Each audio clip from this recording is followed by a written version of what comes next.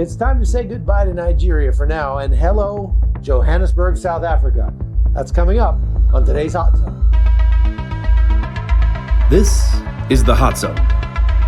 Engaging with the news in a whole new way, international war correspondent Chuck Holton brings insight into areas of crisis and lets you help those affected. Hey folks, Chuck Holton here. Thanks for watching the Hot Zone, being a part of what we're doing. Just so you know that all the travel I'm doing is not as glamorous as you think, let me just tell you what happened in getting me from Abuja, Nigeria, all the way to Johannesburg, South Africa, yesterday, day before.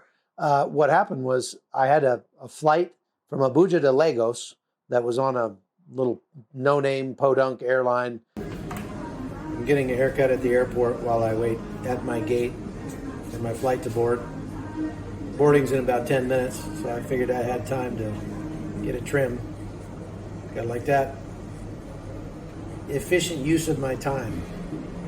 I don't even remember the name of the airline, but it's, an hour and a half flight, not a big deal, kind of a commuter thing. And it was supposed to leave me at the airport that I was flying out of that afternoon to go to Johannesburg, South Africa, with about 2.5 hours to spare. Well, that should be plenty of time to get, off one plane and go across the airport and get on another. However, number one, that plane was delayed about an hour, so that cut the time quite a bit. When I got to Lagos, I found out that the domestic side of the airport is across the runway from the international side of the airport, and there's no way to get across. So what you have to do is leave the airport, get in a taxi, drive all the way around the airport, and come back in to the international side. Fortunately, CBN Nigeria had one of their guys there waiting for me as soon as I got out of the airport. So he threw me in his car. We took off. Of course, the traffic is abysmal. The roads are terrible. And took amazingly long to get all the way around there. By the time we got to the international side of the airport, there was only about 45 minutes left before the flight left. Well, maybe an hour, something like that. And I thought, well, that's good. That's enough. I can make it. I mean, how long is it going to take me? I got no bags to check. It's not going to take me long to run through the airport, get to my gate. Well, I run up. First of all, there was so much traffic getting into the departures area that I said, leave me off at arrivals downstairs and I'll just run up the stairs. Well, that turned out to be easier said than done because you have to go through security to get into the airport, and they don't let you get into the airport from the arrivals area. Once you go out, you can't come back in. Well, I just sort of ran in and ran past the guards, and they chased me down, and I yelled and screamed, waved our arms a lot, and they finally let me put my bag through the scanner backwards somehow. And I was just frantic at that point, put my bags back on, ran up the stairs. I go to the ticket desk, and there's all the people there to check in for my other flight. And it's another no-name airline, African airline called A-Sky or something. And the lady's sitting there at the desk surfing Facebook, and I walk up and I'm like, I need to get on flight 60. And she goes, sorry, we already closed it. And I'm like, look, I got plenty of time. I'm here. I don't have any bags to check. Just give me a boarding pass. I'll be out of your way. She's like, nope, sorry. She wouldn't even, finally I was like, can you just please look at me when I'm talking to you? And she's like, you have to go upstairs and get booked on a different flight. So I was like, so I take off running and go up there. I get up there, I get the same treatment from another one of their employees. And finally I was trying very hard to be nice and Christian love and, gentle and merciful and not scream profanities or anything. Finally, God sent this angel in the form of some guy with a road guard vest on. He walked in and he said, what's going on? And I said, I just need a boarding pass. He said, it's too late. I said, I know she said that, but she won't even look at me to give me another ticket for tomorrow or anything. He said, oh, geez. And he reaches right underneath where she was, pulls out a blank boarding pass, pulls out a pen, writes my name and the flight number on it, says, here you go, and follow me. And then takes me right through security and ushers me through immigration, helps me get through everything, takes me right out to the airplane. Guess who's standing there closing up the flight? The original lady that wouldn't give me my boarding pass at the first gate. And her eyes were bugging out. She was surprised to see me. And I had been talking to this guy that was helping me, and I was like, are you a Christian? And he said, yeah, I am. And I said, I could tell. Where do you go to church? And he told me. And I said, tell you what, I'm leaving the country. Here's the rest of my cash that I, not going to be able to use anymore from Nigeria. So take this Nigerian cash and donate it to somebody who needs it in your church. And he was like, oh, that's really nice. Thank you very much. So I ran down the gangway there, and I came around the corner, and the door was closed on the plane. And so literally they had to knock on the plane to get them to reopen the plane up to let me on the plane. That's the closest I've ever made a plane by the way. And they were none too happy about it. So from there, it was a couple-hour flight down to Gabon, to Libreville, the capital of Gabon, which is an interesting place. We stayed there for a couple hours just to lay over, and then took off and flew 5 more hours to Johannesburg here. Got here about 3 o'clock in the morning, took an Uber down. I thought the whole place was just absolutely, I thought the rapture had taken place. There was nobody out. It was amazing. But unfortunately, it's not like that. Okay, I made it to Johannesburg. Nobody lives here. It's empty. It's a ghost town. Someone's driving you. Maybe wait, except for Linda, who's driving me. There's nobody here because it's 2 o'clock in the morning. And Linda assures me that the traffic is exactly like this at 9 a.m. Yeah, no, not really. Well, unfortunately, it's not like that all the time, because we found out during the day the traffic can get pretty bad here in Johannesburg, one of the largest cities in South Africa. And there's several reasons why I'm here. I'm reporting on the incredible violence of this country that has risen since about the mid-90s. And it's just gotten worse and worse and worse, to the point where a young man in one of the slums in Johannesburg or Cape Town is more likely to get shot and killed than somebody who lives in Syria or Iraq or Afghanistan. It's unbelievably dangerous, but the kind of danger is not the danger that comes from war or disaster. The kind of danger that we see in Johannesburg and Cape Town is simply from gang violence or petty crime, robberies and home invasions and stuff like that. So the other reason that I'm here is because of the spate of murders of white farmers here in South Africa that's happening. And it's been in the news a little bit in the United States, and you may have heard something about it. But when I went to report on it, or maybe a year ago, mentioned it in one of my NRA commentaries, I got crucified in social media, Twitter and everywhere. Media Matters jumped all over me because I was apparently, talking about some myth that actually did not happen. As a matter of fact, the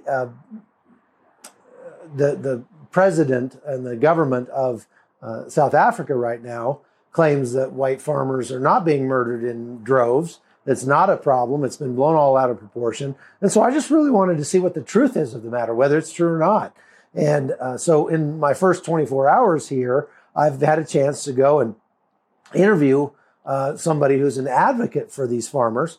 His name is Ernst Roots, and he wrote a book about these white farmer murders, and he's got compiled all of the data of what's happening here, and it's apparently much worse than people think. In speaking with Ernst, I was really struck by just the situation that white South Africans find themselves in this country. Now, coming from the United States, where we're so careful about race, we especially if you're white, you have to be very careful about what you say and how you say it so that you don't come across as racist. And very often you can easily be misinterpreted, or at least intentionally misinterpreted, sometimes even, to be considered that whatever you're saying happens to be racist when you don't even mean it to be. So it's a touchy subject to talk about whites being persecuted in this country, here in South Africa. Because, even talking like that, I've gotten some pushback from people in the States talking about, whites were responsible for apartheid. They were the ones doing the oppressing. They're not the ones being oppressed. And that may have been the case in the past. There were obviously some horrific injustices that happened under apartheid. But I've been trying to get a more nuanced understanding of why apartheid existed. And again, I would never make excuses for apartheid, ever. Never make excuses for the forced segregation of people. I think people ought to be able to go where they want to go and do what they want to do. I'm more of a libertarian that way. However, I wanted to get a better understanding of the reasoning that people had in their brain, of why they justified apartheid, and whether or not there was any merit to the concerns that they had that gave rise to their choice to implement apartheid. That doesn't mean that there's any merit to apartheid itself. That was undoubtedly a horrible idea for solving whatever problems they thought it would solve. But I wanted to know, what are those underlying things they wanted to solve? And we're going to talk a lot more about that on some upcoming episodes of the Hot Zone. I think that it's a very interesting and nuanced subject. It's one that's very delicate, that I'm going to have to be very careful, and I'm going to have to beg you to take off your easily offended hat. You take off your very delicate sensibilities when it comes to talking about terms of race, and let's get down to the brass tacks. And let's talk about what the problems were and how they tried to deal with those problems, and how those things are still having repercussions today.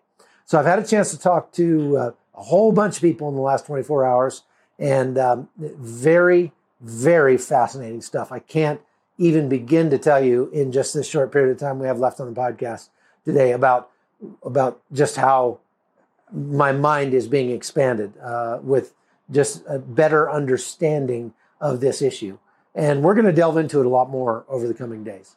So today I went out to a get-together, a bunch of South African military veterans, kind of a veterans of foreign wars kind of thing. These veterans specifically all participated in the Angola War, or what they call here in South Africa, the border wars, starting in the 1960s all the way to the 1980s. It went on for about 25 years. And it was really the worst war, or the worst battles that African continent has seen since World War II.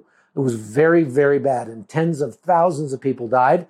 And we really don't know a whole lot about it in the United States. I would venture to say that 9 out of 10 Americans would not even be able to tell you where Angola is, much less know that there was a very important war there that was sort of a flashpoint in the Cold War. It was the Cold War gone hot with a bunch of proxies down here in Southern Africa.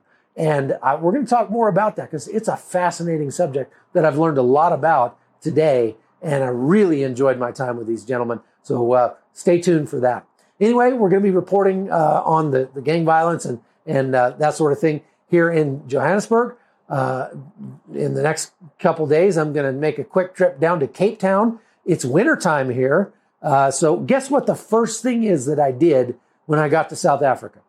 I was telling people I used to have a world map on my wall when I was a kid, and I would lay there on the floor of my room or on my bed and stare at that wall when I came home from school and just daydream about going to all those countries, going to all those places, and I just memorized the continents and the countries.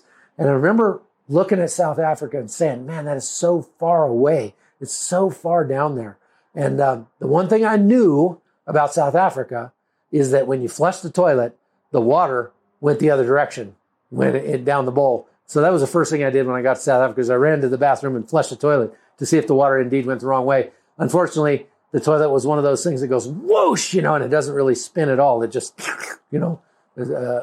disappears very, very quickly. So I was going to video it for you, but it didn't work. So sorry. Well, we got a lot more coming up, and I really appreciate all the feedback I'm getting from you guys. Colleen, I got your message, and it really meant a lot to me. You're very sweet, and I appreciate the appreciation that you have for the hard work that we're putting into this podcast. And it really gives me a lot of encouragement to want to keep it going. If you want to subscribe to the podcast, you can go to patreon.com/hotzone. You can go to PayPal and PayPal money to hotzoneholton@gmail.com or whatever. I love to hear from you. Get a hold of me on Facebook. Get a hold of me on Twitter or whatever. And if you are listening to the podcast, you're going to want to go and watch it on OpsLens TV because you're missing a lot if you're not seeing the podcast, because I'm putting a lot of work into editing this thing and putting in a lot of great video. So I hope you'll go and watch that. OpsLensTV.com, and you'll see right there the Hot Zone with Chuck Holton on the front page. So thanks for watching. I'm Chuck Holton, and you're watching the Hot Zone. The Hot Zone is produced by Amy Holton and Livefire Media. Copyright 2019.